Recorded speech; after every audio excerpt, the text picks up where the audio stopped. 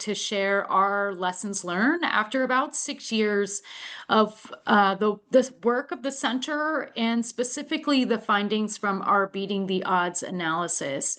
When we were funded 6 years ago, the primary outcome of our center was to identify what are those essential elements that promote progress for students with disabilities. And so I'm excited to be joined by my colleague who's going to share a little bit about how the study was set up, and then I'll end up sharing some of the findings. If you have questions at any time about how the study was designed, please add those in the Q&A. You're also free to add anything in the chat box, and we'll respond to that as we move through the session. So I'll start out by saying one of the challenges that we had with this center was really to understand what was progress. As Amy mentioned at the very beginning, what really launched our center was the Andrew F. Supreme Court decision. And it has this part in there, which is appropriate progress.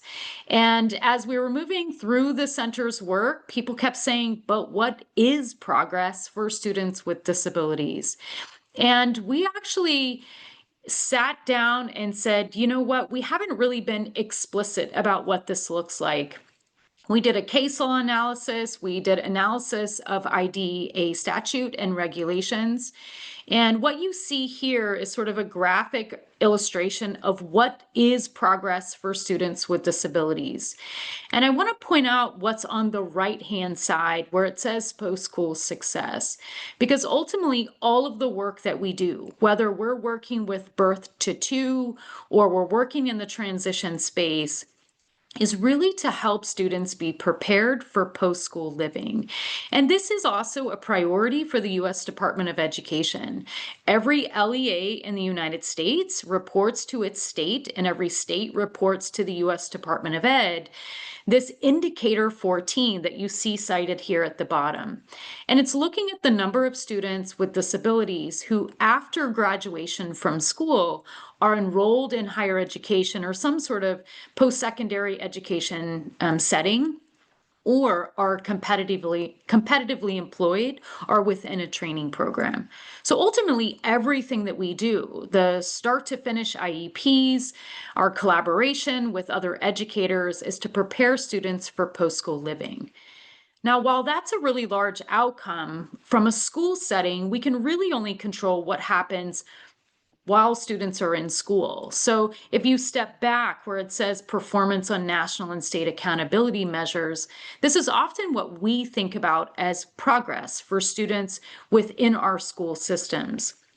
And so for students with disabilities, we want them to be able to achieve similar post-school outcomes and similar school outcomes as kids without disabilities. We define those as things like our state assessments, graduation. You might have district-wide assessments that really are indicators of successful completion of that year or a period of time. We also report those from an LEA up to a state and state up to the U.S. Department of Ed through several indicators that you see cited here at the bottom. Now, for most of us who are teachers and are working directly in schools, we see the day-to-day progress of students with disabilities as that grade level progress. And if you look at the definition of an IEP, the intent of that IEP is to make sure that students can progress in the general education curriculum.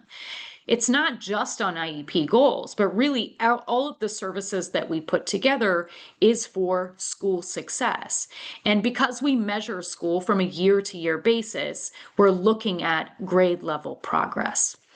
Now, most of that progress, as you'll see from some of our findings, comes from their experience and exposure to the general curriculum. And so it requires this collaboration between general ed and special ed. Now, we have this other indicator of progress that I think as special educators, we most often associate with our role in the work that we do, and that is our annual goal progress. But if you look at this ultimate outcome of post-school success, you can see that progress on an annual goal is a very narrow indicator of progress. It's an essential piece of it because the intent is that if students can make progress on these annual goals, then we can increase their likelihood of making progress in the grade level curriculum, which would then allow them to be able to be successful on state and national accountability measures, which ultimately leads to post-school success. So for our center, trying to figure out where is the indicator of progress, we primarily focused on the annual goal, grade level progress, and as you'll see in our Beating the Odds, a national indicator of success for students with disabilities that we can then tease out by state and ultimately by district. Now, our learning that you'll see sort of culminating today is really what we've learned over the 6 years of the Progress Center. And I am excited to see in the chat box, there's a number of our participants in our local partnership sites. We had about 15 sites over 5 years. And the intent was to really see what does this look like in a day-to-day. So we worked closely with the schools, the leaders, the teachers, and we also used this opportunity to field test the way that our technical assistance would be provided and refined over time. So as Amy mentioned, everything that we have available through the center is also available to you. And you can feel confident that those have been field tested in a number of local partnership sites. We also did some national trainings that were multi-day to share some of the initial findings through our multi-day coaching institutes, use that data from local educators to refine that messaging, clarify our model for the BTO so that we could ultimately test that. In addition, we had 62 educators and residents because while we, sitting at the national level can look at this data, we needed to make sure that it was relevant, it made sense, could be interpreted within the local context. We also wanted to make sure that it could be interpreted across different states. We understand that you function in a unique context, but there are some things that we needed to tease out that said, as a nation, what's necessary for us to be able to promote progress for students with disabilities.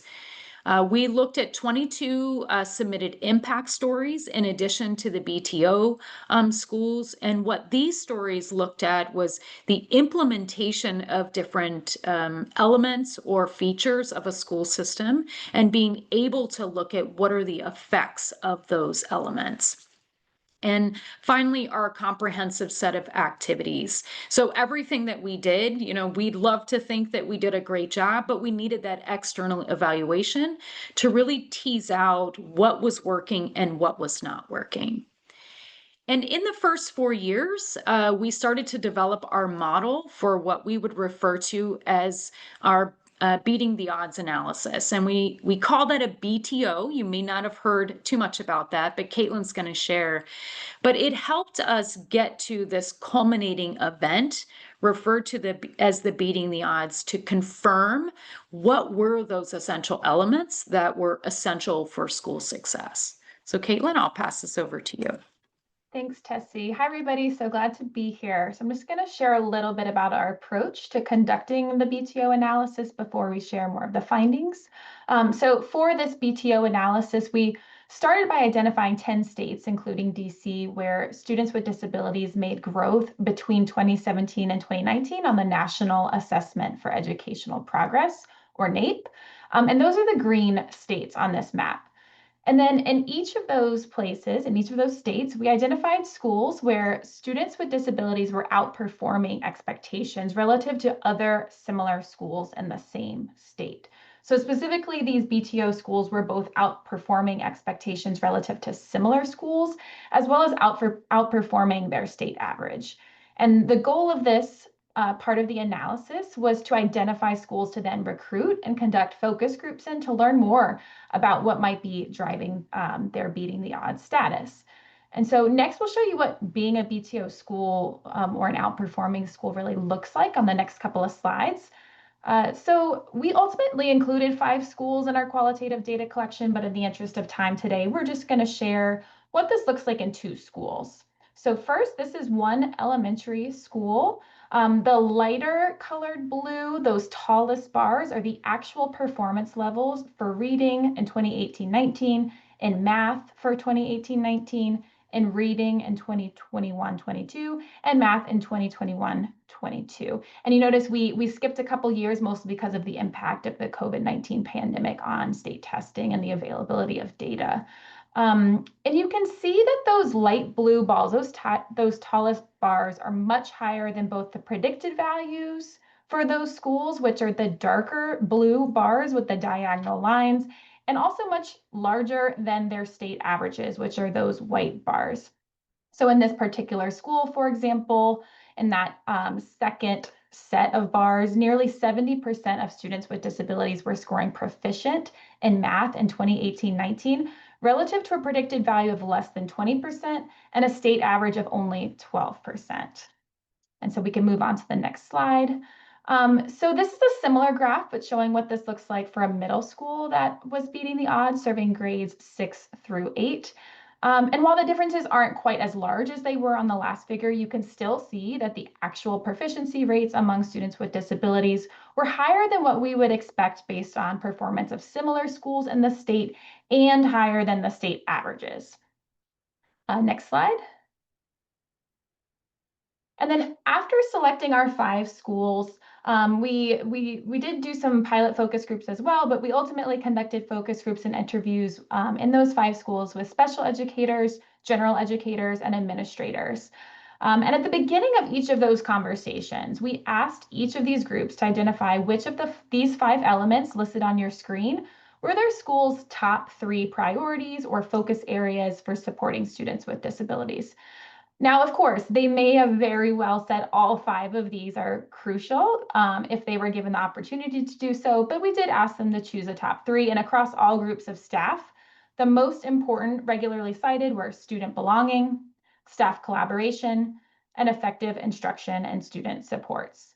And so we're going to talk a little bit more about some of the findings from the BTO today, but really this is about learning from those 6 years of Progress Center work, as Tessie shared before. So now I'll hand it back over to Tessie. Kaitlin, I do have a question before we move on. And can you explain why we're only seeing K-8 schools versus high schools? Sure, no problem. So we did include high schools as well in the analysis to identify beating the odds schools. And there were relatively few high schools that just showed up in the set of schools that we could recruit from. So, and rather than including, just one idiosyncratic high school from across the country or something like that, we decided to just focus on those K through 8 levels. But I think it's an interesting area that we could look into further, why more high schools did not show up as beating the odds consistently. Because I think a thing to note is that these were consistently outperforming across both math and reading in 2 years, both in that 2018-19 year and 21-22. Thanks, Kaitlin. And I think it's really important this 2 time periods because it really looks at sustainability. And I think that's a big piece of, identifying those essential elements. Sometimes you might have a great year and things work out, but what we're looking for is schools who were focused on elements that led to sustained performance gains in both reading and math. And if you have a question for Kaitlin, feel free to just share that in the chat box or in the Q&A, and she might answer that to you, just directly, or she'll come back on and share a little bit later.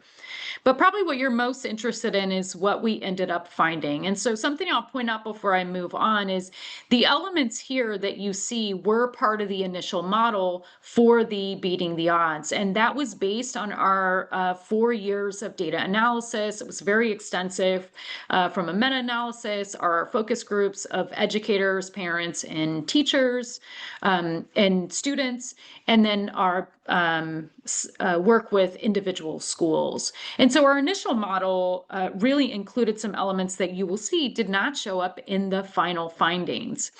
The way that we think about the findings is in this graphical element here on the right-hand side. And it has evolved over time.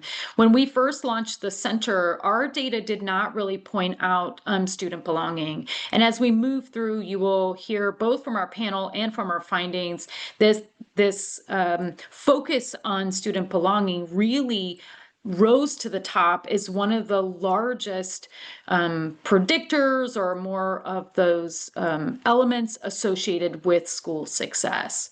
So the blue points of our graphic really are those primary essential elements that were identified through our Beating the Odds analysis, as well as some of our early work. Around the edges, you'll end up seeing what we consider to be facilitators of that work. And if you remember on the previous slide, one of the things that that was a focus of our initial framework was this family engagement, and it was part of an essential, point or considered to be an essential element. But through our work, we have found that family engagement really is an underlying facilitator of all of the work, and that we don't want to tease it out as its own single element and focus on it as a single element. And instead, we embed it within all of those elements that are necessary for school success. So before we get into the panel who's going to share just what does it look like within a school, I do want to share a little bit about what we found in terms of those elements. I will say that student belonging from our work surfaced as the most critical in terms of school success. And what's really exciting, at the same time as our Beating the Odds, there were two other national reports that were happening at the same time. The TNTP, which was released in probably in May, as well as the Swift Center, had been doing work around what was essential for school success. Some of that related to students with disabilities, but in some cases, just general acceleration of school success. And in all of those, belonging was identified as the primary element necessary for success to occur, right? In and of itself, it wasn't the outcome, but it was necessary for both academic and sort of functional or social success of students. And part of that is because students learn best and are most successful when they feel welcomed and they feel like they are part of the learning community. And we find this particularly in secondary settings, that students who want to be there and feel like they belong there are more likely to attend and engage in the learning. Something that we are also seeing is that students with disabilities, unfortunately, experience the less feeling of belonging. And that was really sort of the difference between some of the schools we had worked with prior to the study and the schools that were identified as beating the odds. And those schools that were identified as beating the odds made strategic efforts, as you'll see in our panel conversation, around ensuring that students felt like they belonged. There was intentional work within the school to create an environment in which students could participate and feel welcomed. And something that we struggled with or tried to reconcile is this difference between inclusion and belonging. Because at the beginning of the center, there was a lot of language around inclusion. And as we were working with schools, we found that they were often thinking about helping kids get into the setting, right? It's almost like they were earning their way in, but you could always identify those students within a school setting. And in true belonging, and those schools in which you could go into a classroom and all kids were getting the help that they needed, that you couldn't really tease out which students had IEPs. And that implied, regardless of who you were, what your access to federal programming was, you could get the supports and services that were necessary for you. And so you can see this graphical element, and you'll see this is kind of similar to a tiered system of support, is that anybody who needed that help was able to access that help. And people will often say, well, gosh, how do you really promote belonging? And that is something over the course of our work in collaboration with Eric Carter out of Vanderbilt, he has identified these 10 dimensions of what it looks like to belong, right? And we often think about present, meaning you're physically in the classroom, you're sitting with kids without disabilities. But really, in the schools that were beating the odds, it was more than that they felt welcomed in the classroom. They were known as who they were versus their identity as a student with a disability. They were adequately supported. They had friends. They felt needed.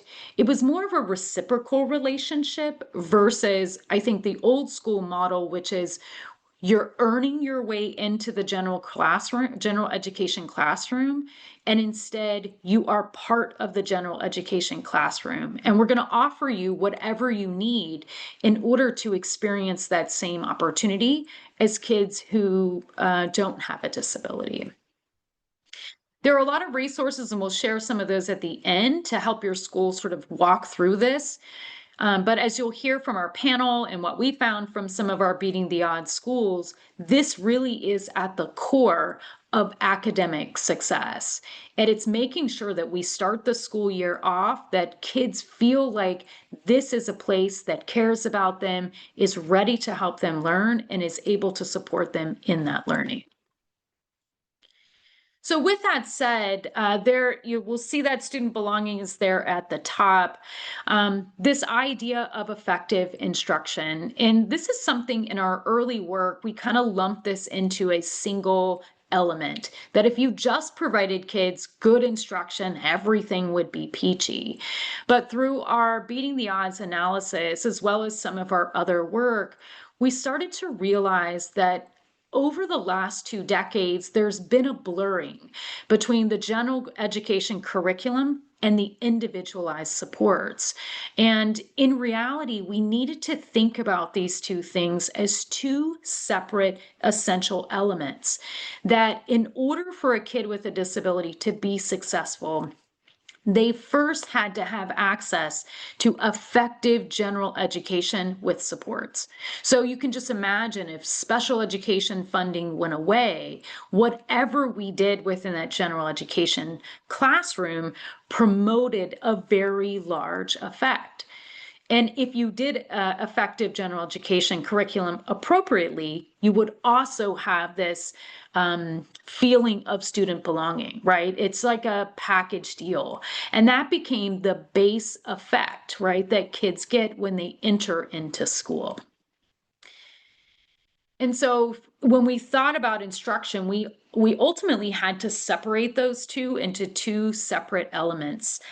The first element that I'll talk about here is how well is your core programming developed and implemented to promote academic progress and promote belonging for students.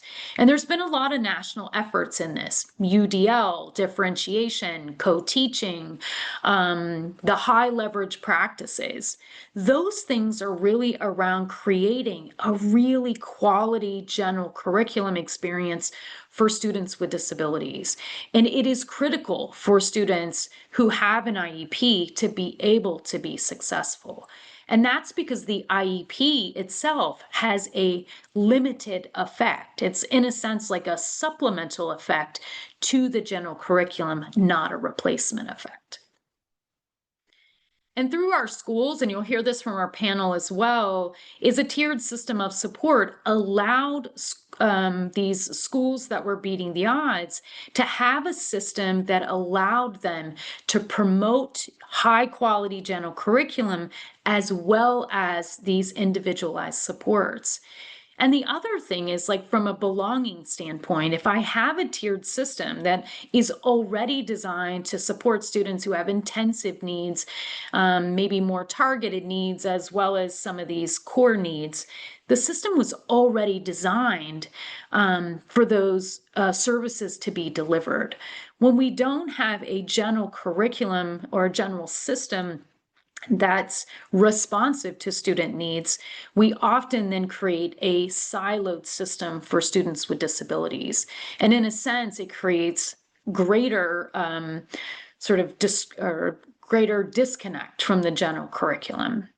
And I think the other thing that you'll hear is this importance of a strong tier one is really where we want to prioritize our work. One thing that you'll see in one of the other elements is who is responsible for this. And I think this is something that's come up a lot in our work is it used to be that special ed was perceived as supporting general ed in the delivery of high quality general curriculum. And in reality, general ed is responsible for the design and delivery of general ed because students with disabilities are ultimately general education students first.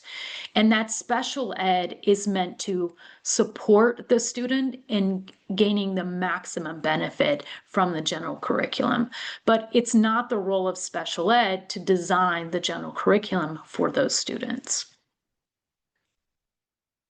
So with that said, it's that we really have this clarity of specially designed instruction. And over the course of the life of the center, we've seen a greater focus on ensuring that kids who do have an IEP are simultaneously getting their general curriculum as well as their specially designed instruction and supports.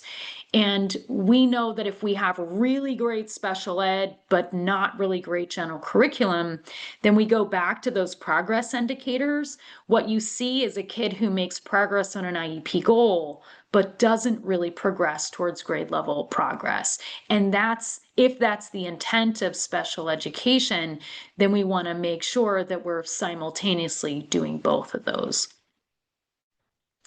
And so that gets into the second piece of the general curriculum. It's, yes, we have a general core programming that's aligned to the standards. It's using these evidence-based practices.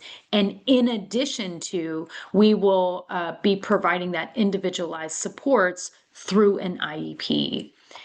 And what's been really powerful through our work is trying to sort of change our relationship with the IEP. I know Amy mentioned our strand one is, what is the power of it? I think sometimes we've kind of lost sight of it and it's become more of a compliance act or a form, but in reality, the IEP at its simplistic piece really outlines how we're going to help this student maximize their benefit from the general curriculum so they can achieve those state and district and national indicators of progress and ultimately achieve post-school success.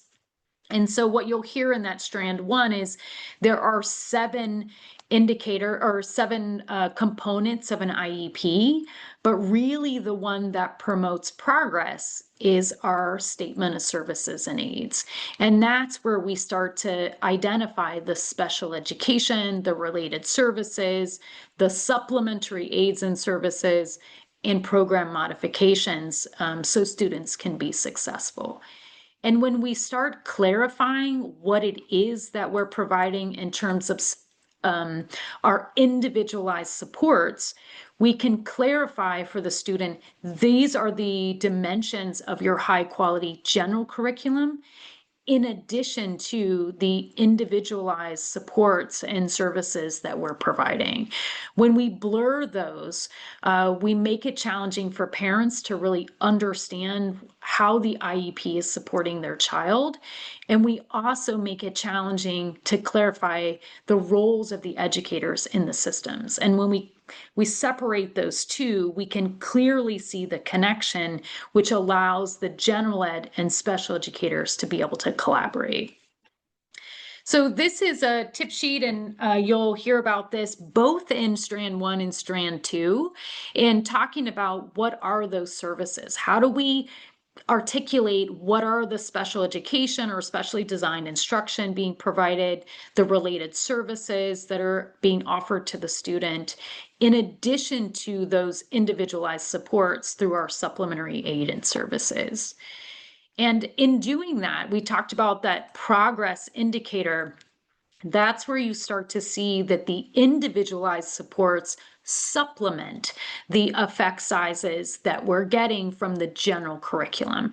Yes, they'll help students progress towards annual goals, but all of these individualized supports that are provided through special education and in the regular curriculum through supplementary aids and services will help the student achieve this progress in the general curriculum and ultimately be educated with peers with and without disabilities. So in a sense, it's this progress in the general curriculum as well as this feeling of belonging within the school community. And so in our strand sessions, you'll really see this difference, us being intentional about the design of our individualized services. It really helps us create these schools that are beating the odds because it's gen ed has its role and its effect, and through special education, really maximizing the specially designed instruction and related services, as well as those supplementary aids and services. Now, the last two elements before I get into our panel are a little bit different. So if you look at the first three, the student belonging, effective general curriculum, and individualized supports, those are direct services or direct benefits to the students. The other two, which are at the bottom, are really for the educators within that system. And you're going to hear more about this in the panel tomorrow or the keynote tomorrow. But this staff collaboration really rose to the top as a critical piece. Now, as I mentioned at the beginning, we have general education, which is the role of general curriculum or general education staff, and then you have individualized instruction supports, and that's where special education becomes a part of it. But it's not that those two instructional opportunities are separate. It's that they're both required for the student to be successful, but the staff that are delivering and designing those services need to collaborate because in order for the student to benefit, there needs to be an alignment and coherence between those two types of instruction.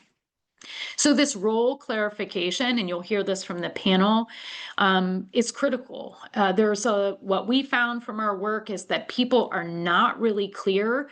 What is my job? What's the job of the related service provider? What's the job of the para? And when we can articulate those roles, we can do well at our role. When we don't know what we're doing, we sometimes duplicate other people or forget to do some of our critical pieces. And it's most effective when the leadership really allocates time. So tomorrow you'll hear from Lead IDEA. Center is how do we work with our leaders or how do leaders serve in this role to really ensure appropriate staff collaboration. And finally, which is really the primary purpose of this event, is educator supports. I'll be honest, educators are the primary impact of student success. Hattie found about a 0.32 effect size just from the teacher. And that goes back to the relationship, the feeling of belonging, the quality instruction that we provide. That's how we're going to get our effects. And teachers need to feel supported. They need adequate professional learning, coaching. They need to be able to have these opportunities for staff collaboration. They need access to the right materials. We need to be clear about what we're doing. And we really need this supportive and collaborative working conditions.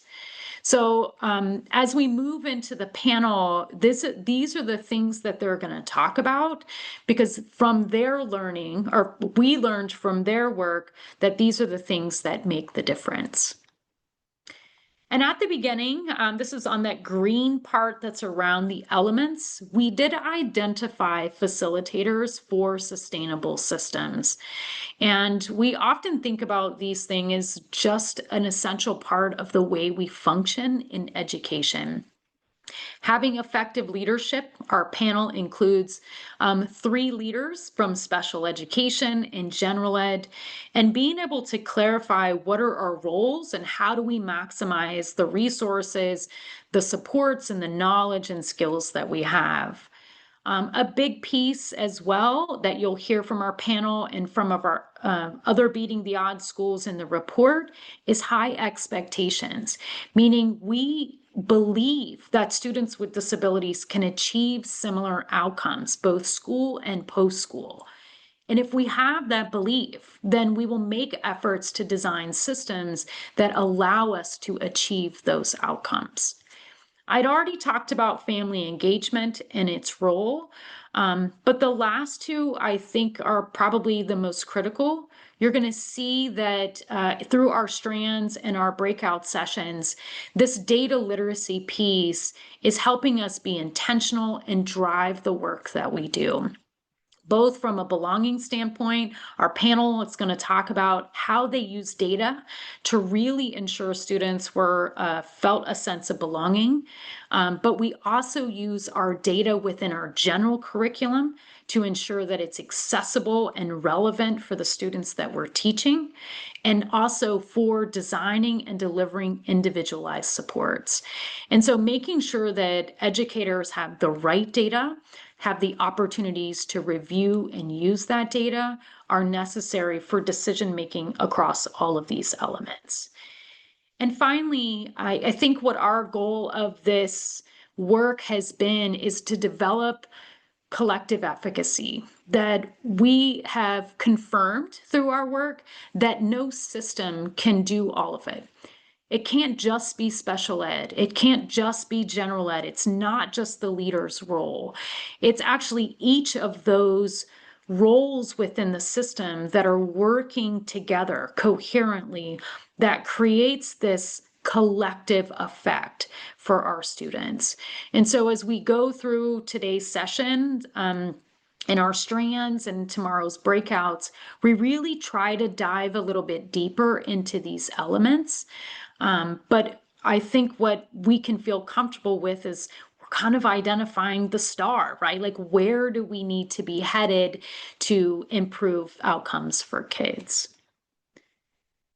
So I want to introduce our panel, and once they introduce themselves, I'm actually going to remove the slides and they'll be able to talk freely. I also want to encourage you at any time throughout the panel to put your questions in the webinar chat or in the Q&A, and we will ask our panelists. And so I'm going to first let them introduce themselves. So Ginger, I'll start with you. Hi, everyone. I'm Ginger Stape, Special Services Director here in Powell, Wyoming. All right, Kyle. Hi, I'm Kyle Rohr. I'm the principal of Powell Middle School in Powell, Wyoming. And then Chandler. Hello, everyone. Chandler Buck. I'm the Assistant Principal and Activities Director here in Powell, Wyoming. Great. So I want to give kudos to Powell, and we're going to remove the slide, and then, oh, that's me, actually. I can remove the slide. But I want to make sure that we have an opportunity to chat freely.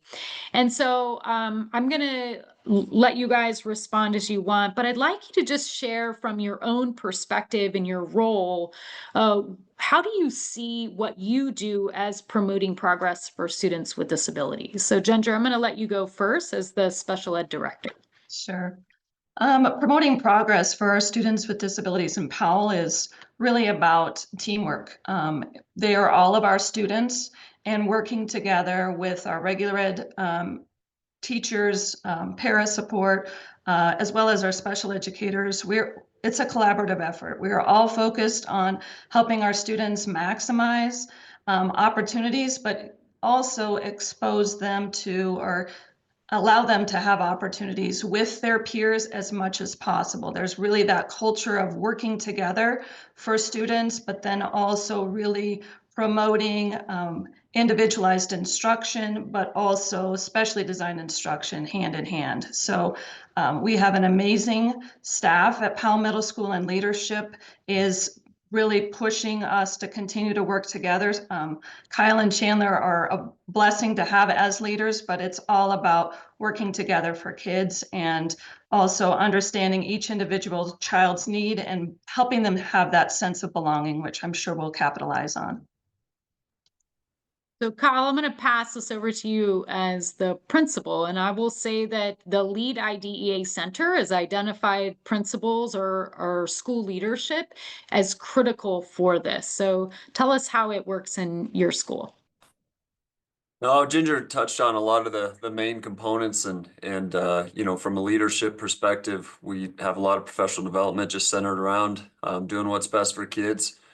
Collaboration, our schedule lends itself to daily collaboration amongst staff that includes special education teachers with regular ed, as well as counselors, administration. And so there's just a lot of brainstorming. You know, one size certainly doesn't fit all. We all know that, but when we're working through situations with any students, as we continue to brainstorm, what else could we be doing for this child? You know, it never stops with one meeting, and so we work tirelessly. We tap into all of our resources with Ginger in the special education department, just to continue to kind of strive to figure out what that recipe might be to help that student feel that sense of belonging. I appreciate the foundation you kind of laid there just to try to set that overall environment for what's going to help kids be successful, because it is a huge pie that includes so many pieces. And as you were going through that, I was like, holy cow, yeah, it's just it's the whole foundation and culture of the school, and the high expectations of the staff that help to, bring that sense of environment so a student can feel that sense of belonging. Yeah, and I think sometimes when you're in the work and you're doing it, you know that it's working. And part of our BTO was to pull it out and see, are we seeing some of those things across other schools so we can help share it with those schools not yet there. So Chandler, as the assistant principal, so how do you work within this system in promoting progress? I think it's Ginger touched on this, just the collaborative piece of having a vision for kids within our culture or within our community and within our building. If we have a vision, we have an idea that might make this environment more welcoming to kids, more socially and emotionally accepting. They want to come to school. If we have a vision, we're very blessed to have leadership from the top down, starting with our board and our superintendent and our district office that supports a vision. So, every year we have new ideas really that are student driven. We open that up to our students to say, what would this look like? What do you want for this school? What do you want for this school year? And if we can make that a realistic goal, we bring that to the board and they support us in pursuing that. And so, when it comes to student involvement, sense of belonging, like I said, the social emotional piece, our passion is that an 11 to 14-year-old can walk through the doors every day and truly feel welcomed and want to be here at school. And that drives academic success too. So we've had some questions, just if you can describe your school. So Chandler, you sort of indicated it is a middle school, but if one of you want to just give us like a sense of your size, the number of teachers and students you have. I can jump in on that. I was trying to answer that as we were going as well. Chandler did a good job. One thing just to specify, when he talks about ideas from kids, it seems that every year, we take a lot of pride. We know the belonging is extracurriculars as well as clubs. And so we have a process where kids, write us a proposal for a club and they find a sponsor. And so that's where that piece comes from, where we're connecting with kids about things we never thought we would be connecting, because they have the trust and relationship and comfort to bring ideas to us and try to help make that a reality. And I think that is a huge part of being heard. A little bit about Powell Middle School, I hit it in there. We're roughly about 135 to 140 per grade level per class, and so we're usually between 410 and 420. We're a 6-section grade level, so we've got 6 core teachers and 1 sped teacher per se per grade level, and so we have about 37 certified, and then we have 6 special education teachers in total, kind of 1 design per grade level. And Ginger could go a little bit more in depth, and then we've got a life skills, and then we have 2 different special education teachers that kind of capture some of the students with a little bit higher needs. I'm not sure what else I missed. So I think when we were looking, I think Ginger shared that earlier, roughly 17% of our students are on IEPs. And as we know, not to jump into 504s, but that's obviously a rising number of students that we provide accommodations, for. Every kid needs you know, their own individualized help, but that's gives you a rough look at our numbers. So something that really rose up in our analysis of your school is the way that you use data, and I think all of you have mentioned it, to make decisions around how do we ensure that students belong. And so I'm hoping you can just share the way that you're using data to be intentional about identifying strategies, which is a question we had, for promoting belonging for students.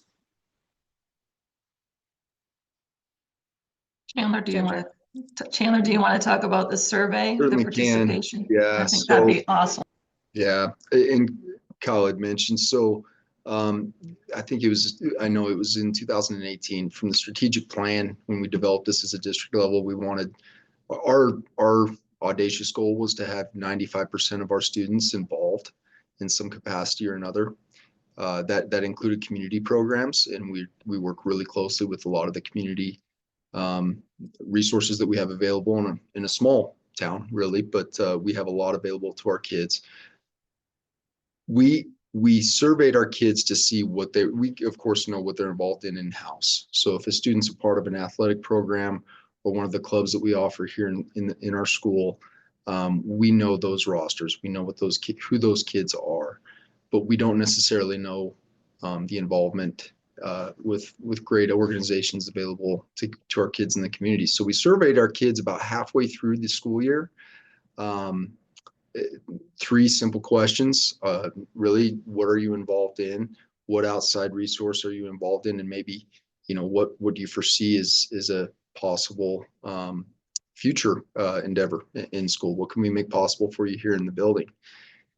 We aggregate that data. I go through individual student by name, send that out to grade level teams.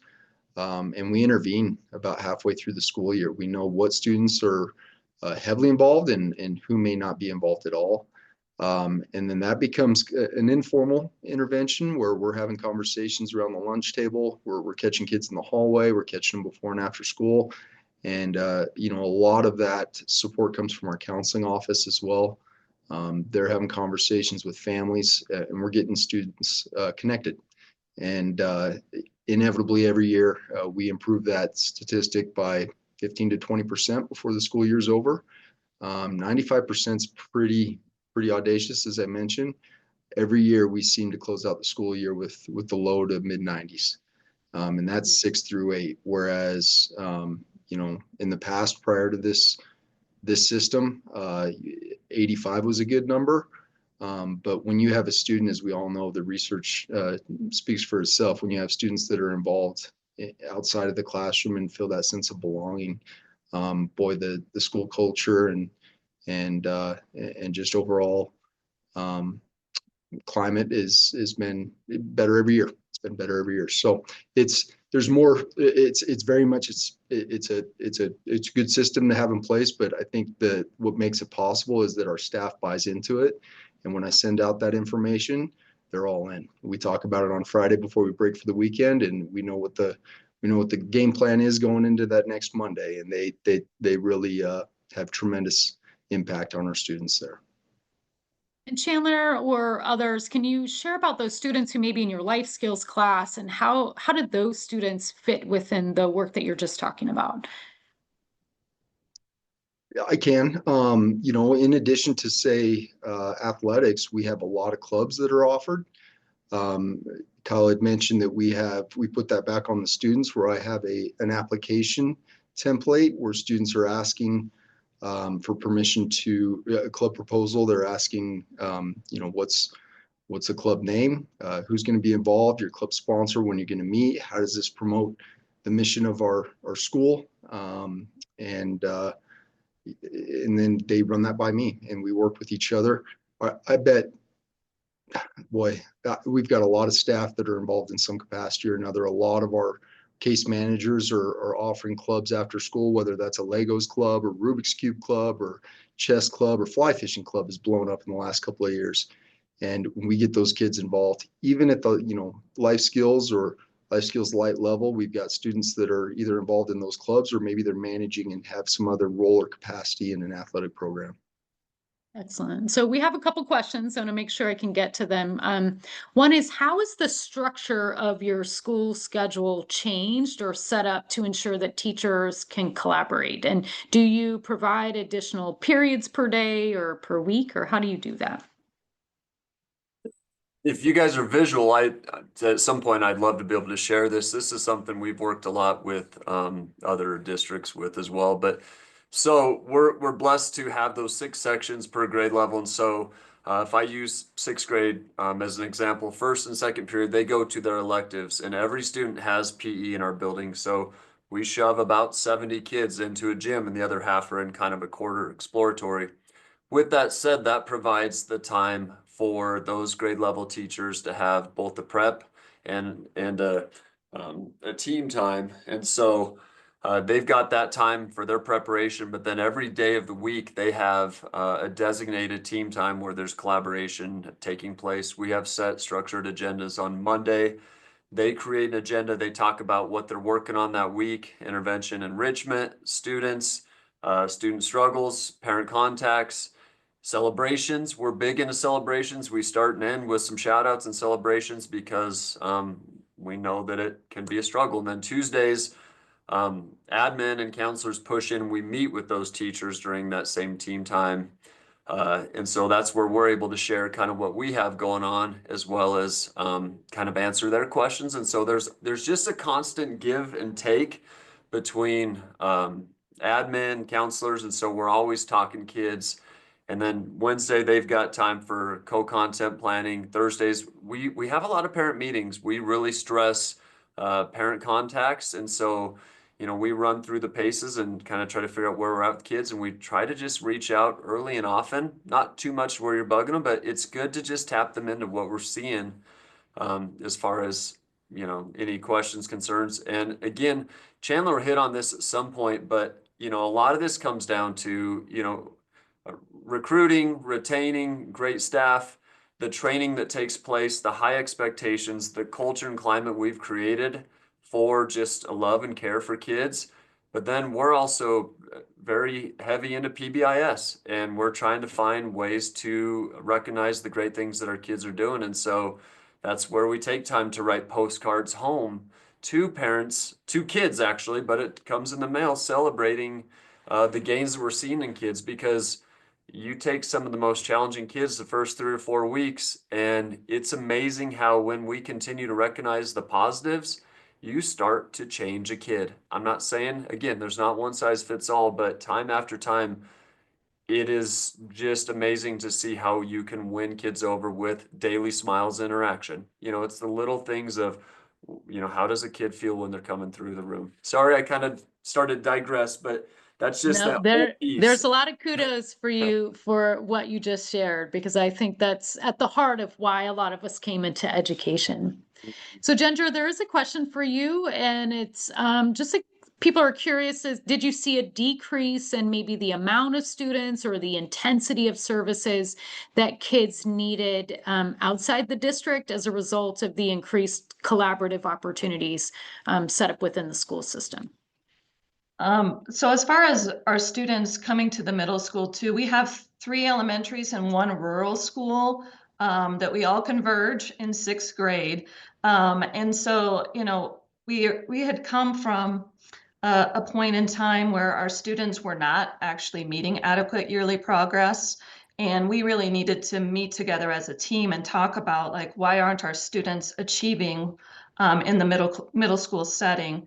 And so from that basis, we really talked about what are their opportunities with their like age peers in the general ed curriculum, because again, our experts are our teachers that understand the content, know the expectations, but how do we, you know, close that gap for our students? And a lot of it came down to their opportunity to be in the general ed classroom. So we have that general consensus and a compelling force to bring everybody together and say everyone has that opportunity, and you're going to be supported, you're going to be heard, you're going to be invited, that belonging to be in the class with your peers, and we are going to respond by providing support, whether it's, you know, a special educator in the classroom looking at making, you know, having the supplementary aids and services meet them where they're at, or it's also partnering with a regular ed teacher, or we also have some Title I paraprofessionals in addition to special ed's para or teachers. So we're all working together. So it's maximizing that time in the classroom with their peers, but then also taking time to provide, which Kyle and Chandler will probably talk about, is what I need. They actually have a dedicated period to also look at what does that student need, where, based on the data, where are they falling down with that regular ed curriculum? How do we need to, look at how it's presented? Is the content and the vocabulary too difficult? How do we, really introduce it in a powerful way for those students? And so it's, again, a joint effort. And they also have an opportunity to receive, even a more customized approach during the what I need period, which would be special education. It's not siloing them into resource classrooms. Our push is push them into the regular ed classroom.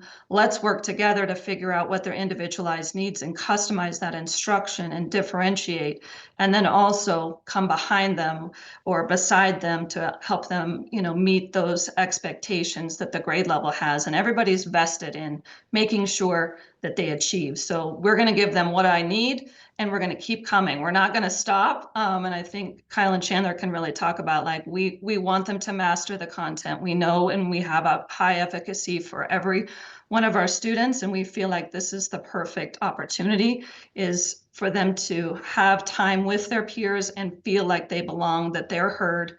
Our annual IEPs too, we are talking with the parents, like what clubs are they in, what activities. We always are wanting them to feel plugged in, because if they're plugged in, they're going to perform higher, because they feel like they have a place. And I think it is all about, they get recognized for their efforts, they belong, they will have a voice when they say they want a club. Even from our IEP meetings, we've had, oh, we don't have that club. Maybe you can go to Mr. Bach and propose a new club. I bet we could find a sponsor. So, and then they get welcomed in and invited. So it's just kind of a cool synergy, I believe, at the middle school. Is it's everybody belongs. They're all of our students, and we'll find a way to still meet the needs of the student based on their disability, but also maximize that opportunity with their peers and working to help support our staff as they're working with every child.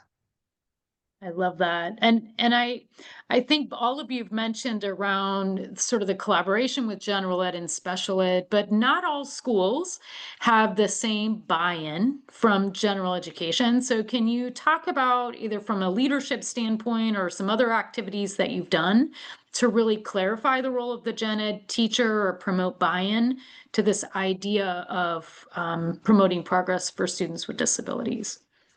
And just to give you a little scope of, I think Ginger's in year 14 as our special education director. I'm in year 14. Chandler's in year 8. So just kind of longevity as far as like teachers hearing a consistent message. I think, it's just, you kind of just keep hammering that into them. From the opening meeting, we're going to kick off. We're going to talk about all kids are our kids. The weekly meetings, every message kind of contains that view, that belief, that perspective. It's amazing how when you stick to your guns about the type of school and culture and climate you want to create, regardless of kids, the people who don't want to buy into that tend to decide to find their way to, an organization where maybe they are more comfortable. And so that's the role and job of us as leaders is, if we sense that resistance is, we continue to drive home that message, and either they decide to give in to the school the vision we're creating that Chandler talked about, or maybe you would be a better fit somewhere else. And we're not very afraid to have that conversation, because bottom line is, generally we say is what you're doing good enough for your kid? And if it's not, then either you got to step up and we'll support you, we'll support the heck out of you, or maybe this isn't the best place. Maybe there's somewhere 30 miles away that would be more okay with your views and your perspective. And jumping back to just the experience with Ginger being in year 14, is I can vividly remember when we were making more of the movement for inclusion and kind of that you know, change is hard, and teachers were nervous about, I'm not sure what that's going to look like. And, you know, we're warriors by nature. And so am I going to have enough support? Well, what if, what if, what if? And we just had to continue to say, we're right here. We're here to support you. We know what research says. You know, this is best for all kids. And so I think it's just saddling up right next to them and being willing to jump into the trenches. And we're just staying consistent with the same message. Chandler, leadership doesn't deviate. You know, we're not gonna talk behind each other's back and say anything different. And so I think that's the message is, you know, we're not going away. This is how we're going to run this place, and we know it's best for kids, and we hope you're all in, and we understand if it's not for you. And just to speak to Ginger, I think a lot of times as adults when we're trying to get these kids involved is sometimes they just don't know. And I've sat in multiple IEPs or just chatted with kids about like, what about cheer? Like I see your energy and you're so outgoing. And it's crazy how when we kind of show belief and hope in a kid, that they're like, yeah, maybe I would try that. And that's all they need for that nudge to kind of help the belonging is, as Chandler said, they're 11 to 14-year-olds. Sometimes they don't know what they want to do.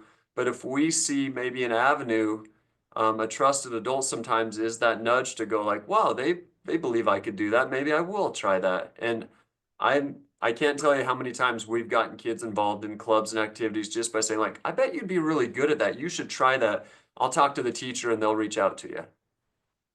And it sounds like, Kyle, at the school, that's also how you talk with teachers. Well, let's try that and let's look at our data. Let's take a different approach. It's a much more innovative and supportive work environment that allows this ability to try things. Is that how you see it? It's so true. So we'll have our all staff meeting on Friday and we talk about fail or fail forward. And we encourage them to try new things and we will put it in writing. You know, sometimes teachers are like, yeah, but then if it doesn't go right, you're gonna be upset with me.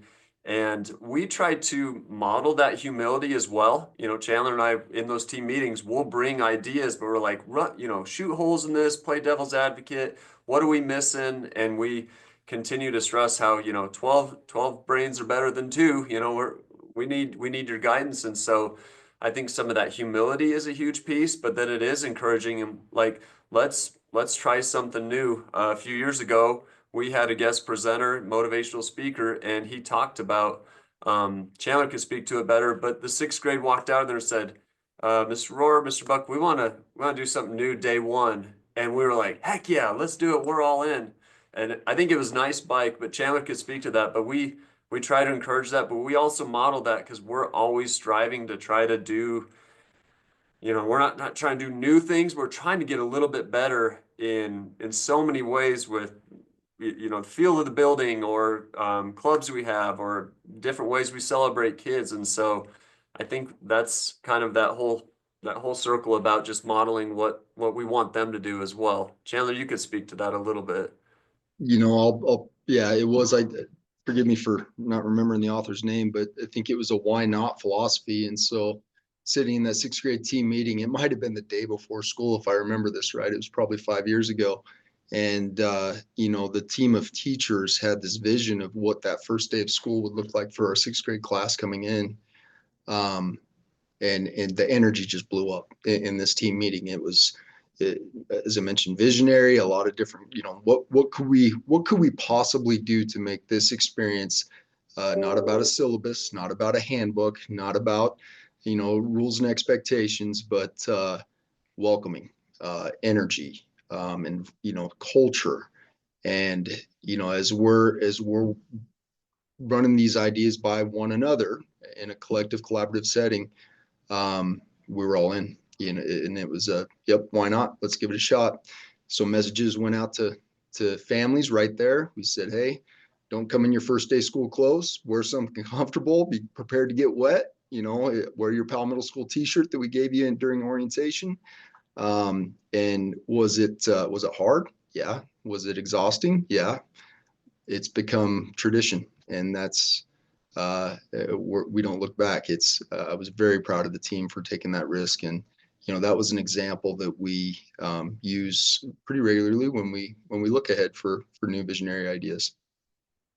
I know we're close to time, but I just have a clarifying question is a lot of great work that's happening. And, given that teachers sometimes feel like they're working all the time, it sounds like your collaborative opportunities occur within the school primarily. You're trying to maximize the school day to ensure this work-life balance. I don't know if you can speak to that or confirm that that's how you're thinking about the work.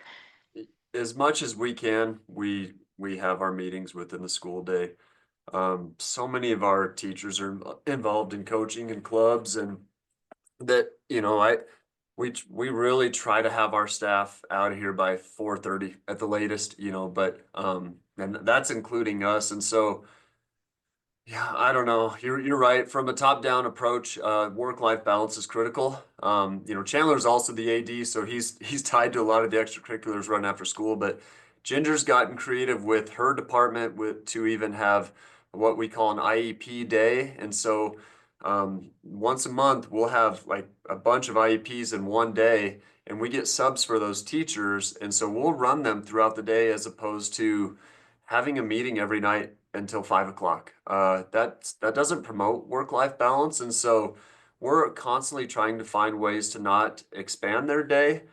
We know that they need that plan and that team time. And so we really try to interrupt that as little as possible, like their plan time. The team time it's delegated, it's happening within their day, but we know they need that plan time because you're not achieving that work-life balance. I'm a father of 3 very young, busy boys, and I coach about everything under the sun. And so I have to model, like, I can't be here past 5 o'clock either. I've got another life that I move on to if it's not with the kids at the school. And so, yes. And we also, we've got the liberty, our superintendent, like Chandler and I, if we have teachers that have to give up their prep to cover for a coach that's traveling, we'll write them a 30-minute out card that they can use on a Friday PD day or something like that when they're not with kids. And so we also try to really be intentional to recognize, Tessie, I saw that you gave up, your prep to help cover band. We appreciate it. Thank you. Use this. You can't leave kids high and dry, obviously, but we're trying to just show like we appreciate, we notice, we care. And so we want our teachers rolling out of here, shortly after the kids, feeling good about that. That time is critical. And I've been in organizations where you worked them through lunch, you worked them through their prep, you work, and they're gone in 2 or 3 years because they're burnt out. And basically, we like to think that if we hire them, they pretty much stay with us until they retire. There's a few circumstances, but more than not, you better make that a good hire because they're probably going to be with you until they retire.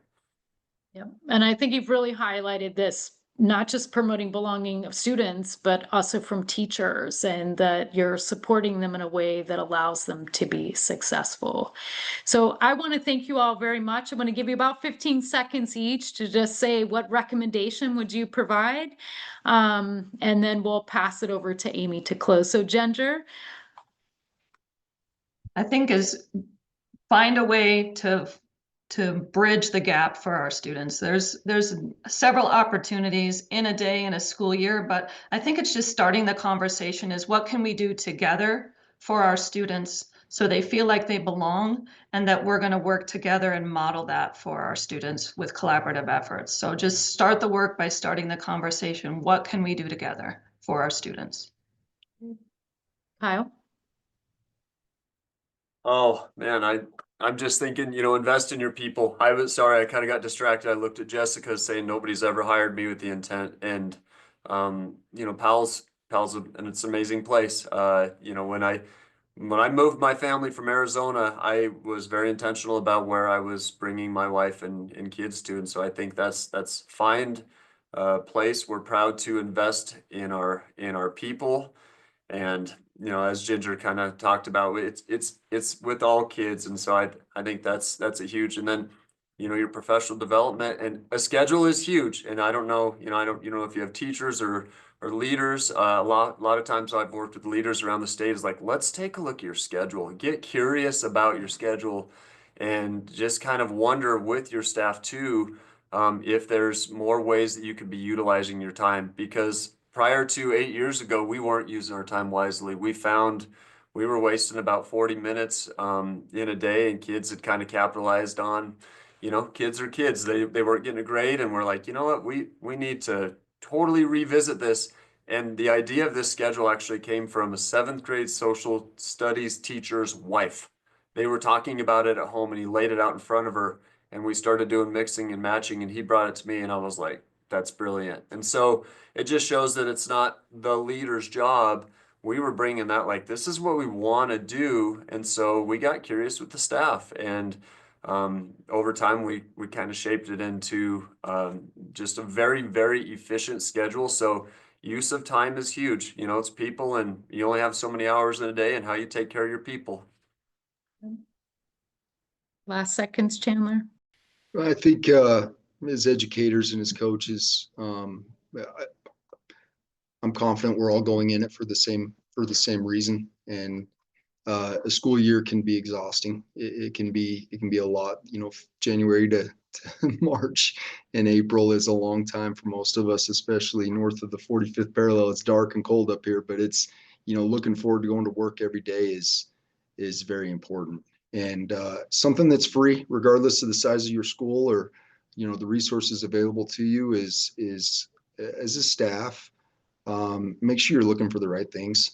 Make sure that it's not about correcting student behavior all the time. It's not about just getting to the next bell. It's you see what you're looking for. And I could have probably sat here, Colin, and I and Ginger, from a district perspective, could have probably sat here and talked about our PBIS and positive reinforcement strategies and systems that we have in place for the last hour. But that is such an important, it's a vital vein within our culture. It is. And it's free. It's free. You know, in team meetings, we talk about it every single week, and it's daily practice where we are reemphasizing and reinforcing the values and the expectations and the positive things that we see our kids doing every day, and staff, as Kyle mentioned also. It's school wide. Well, thank you both very much. It's been such a pleasure to hear from you. And we look forward to hearing more about what you're doing in the future. So